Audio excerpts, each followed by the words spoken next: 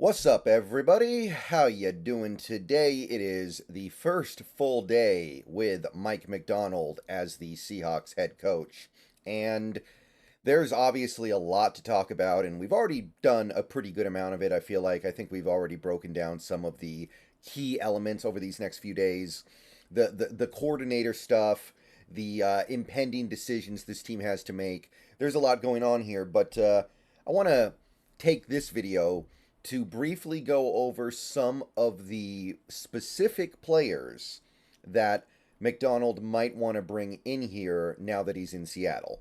And we see this all the time. A coach goes from one team to another team. He's going to want to bring at least some of what made him successful at the previous place over to his new place. So Mike Macdonald is probably going to be seeking at least a couple of players from his Ravens defenses over the last two seasons to supplement what he's going to be walking into in Seattle. So I want to talk a little bit about that, go over some of the guys who might be of interest to him, and try to get an idea of where we're going. Now, one thing I want to say is one of the things that I find appealing about Mike Macdonald is I think he did an excellent job in excuse me, in Baltimore getting elite results out of not elite players. And that's not to say they didn't have some really good players in Baltimore, of course. But they didn't have the TJ Watt, the Myles Garrett, the Aaron Donald type pass rusher.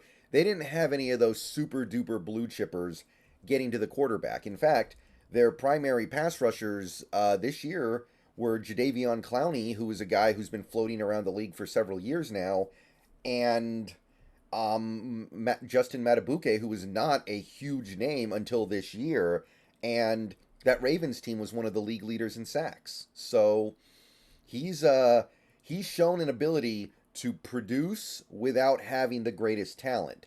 So I don't think he's going to be desperately trying to get his players from Baltimore into Seattle because he feels like he has to have them. But there's probably going to be some level of comfort if he can import a little bit of what made the Ravens defense so good in 2023 over to Seattle in 2024. So I got the Spotrac page pulled up for Baltimore's impending 2024 free agents. Obviously, he might have a positive relationship with all of these guys, or most of these guys, but I'm mostly going to focus in on the defense. Like Odell, maybe he and Macdonald like each other.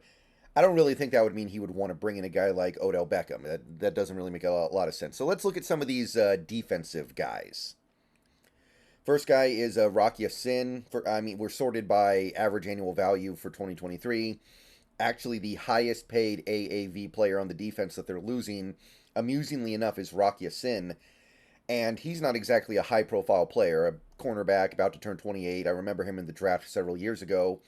But if there's a player like this that you can get for relatively cheap that is familiar with the nomenclature and terminology of the defense and maybe bring some kind of leadership to the table here, don't be shocked if it's somebody like this. Somebody as low-key and seemingly insignificant as Rock Ya-Sin could actually be very significant. So it could easily be somebody like that. Now, there are some much bigger guns out there, like the next guy on this list on defense, Patrick Queen. The issue there is, of course, he's going to come into a very big contract. Don't be shocked if he ends up somewhere around 5 years, $100 million. Would Seattle be willing to do that? If Macdonald pounds the table for it, I think you have to be willing to do it. But maybe we just decide, look, we can get Jordan Brooks for 20-25% cheaper. Let's just go that way. But Patrick Queen's definitely going to at least come up in conversations this offseason. That's a big one. Jadeveon Clowney is going to be free this offseason, and he's had a career resurgence in Baltimore. And there's every reason to believe that something special happened on that team that allowed Jadeveon Clowney to be that effective as a pass rusher in 2023, because he hadn't been that effective as a pass rusher in a long time. So if he feels like Macdonald is the one with the special sauce, then he's going to be tempted to follow.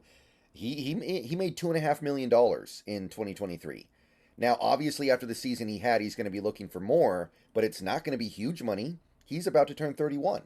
So you can bring Clowney in, make him one of your edges in your rotation, and it's probably not going to cost that much. That would be one way to move off a guy like Darrell Taylor, who I think most people are sick of.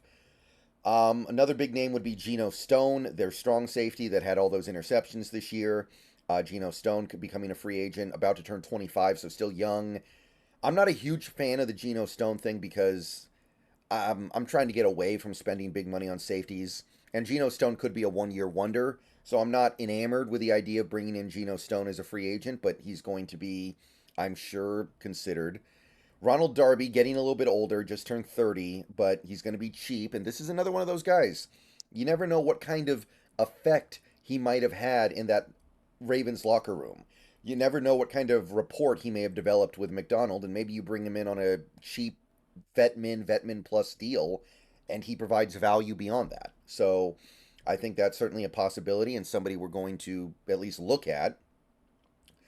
Another big one would be, like I just mentioned, Justin Matabuke, defensive tackle, lineman. We need some of those. Just turned 26, still young. Obviously going to command a lot of money on the open market. We'll definitely talk at length about him later in the offseason, but that is going to be a very appealing piece for Macdonald to try to bring over from Baltimore. So definitely expect a lot of conversations around him as the offseason gets going here.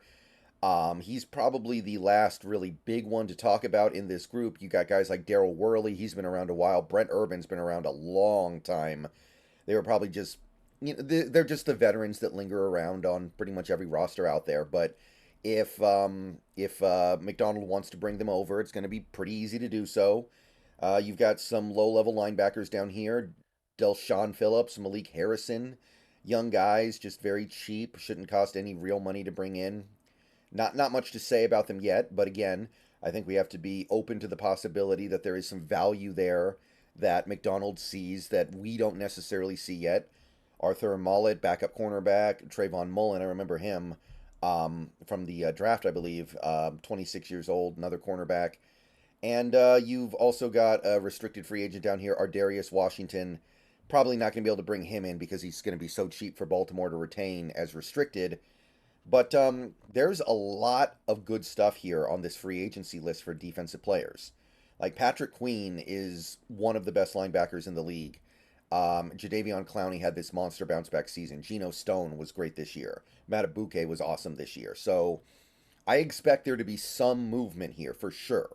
There's definitely going to be at least a couple guys on this list that we bring along with us. So that's exciting.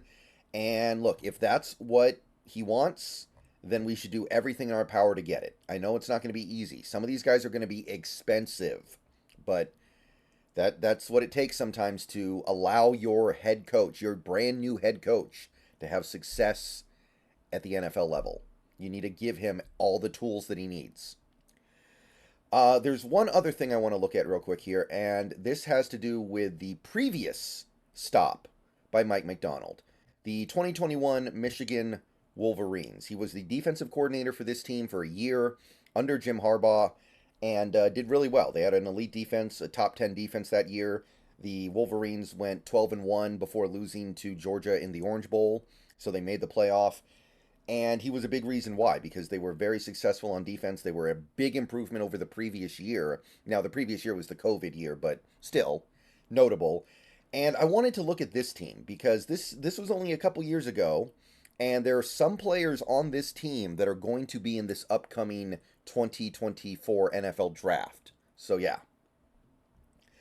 I wanted to take a look and see if there was anything on the defense that was really notable. Well, I mean, if you want to just look at the team as a whole, J.J. McCarthy was on this team. He barely played. He didn't play that much. But he was actually on the team, and he's obviously going to be in the draft this year. Roman Wilson was on the team. He produced a little bit. He's going to be an interesting target in the draft this year. But focusing in on the defense here, taking a look at some of the guys they had. Daxton Hill went in the draft a couple years ago. Hutchinson was a couple years ago. The first name that jumps out to you is Junior Colson. 60 tackles in 14 games, half a sack, half a tackle for loss, fumble recovery, a couple pass deflections. So Junior Colson's first relatively prolific year as a college athlete was under Mike Macdonald at the University of Michigan. So That is definitely something to earmark. We need linebackers in Seattle anyway. Even if you do bring in a guy like a Patrick Queen, that's probably not going to be enough on its own. Even if you go back to a 4-3 defense, that's you're going to need to do something for depth because we're losing everybody this offseason in all likelihood. Maybe we bring back Wagner and that allows us to kick the can down the road. But if Macdonald has a very positive impression of Junior Colson from his time at Michigan, that's a guy he may prioritize. And I mean, Junior Colson is one of my favorite linebackers in this draft anyway, so got no problem with that. But that's number one. Mozzie Smith went in the draft last year. Ojabo went, I believe, a couple years ago. DJ Turner was last year. The next name would be Chris Jenkins, and he wasn't a big-time player for this Michigan team yet. He only played in 8 games, 22 tackles, but this was one of his first significant impacts as a college football player for this Michigan Wolverines team. There's a very good chance that Mike Macdonald may have gotten a very positive impression of him and wants to prioritize bringing him in, which, again, no issue from me. That would be great. The dude's awesome. And obviously, a lot has changed for these two players since they worked with Mike Macdonald, but I do believe that things like that can still leave a lasting impression and can matter. You also have Rod Moore here. Rod Moore was actually on this team, and I believe he's entered the draft this year. So that's also reasonably compelling, I think. I don't want to pass over him because he was a guy I kept my eye on during the season and was generally relatively impressed by. So I'm not on the same level with Colson and Jenkins. Those guys I really like. But Rod Moore is interesting. Also noteworthy, of course, Mike Morris worked with Macdonald for this 1 year. And that's about it. I just wanted to give a quick overview of some of the players that he might be leaning towards adding to this team in 2024. Let me know what you guys think. I will see y'all later. Go Hawks. More videos coming soon.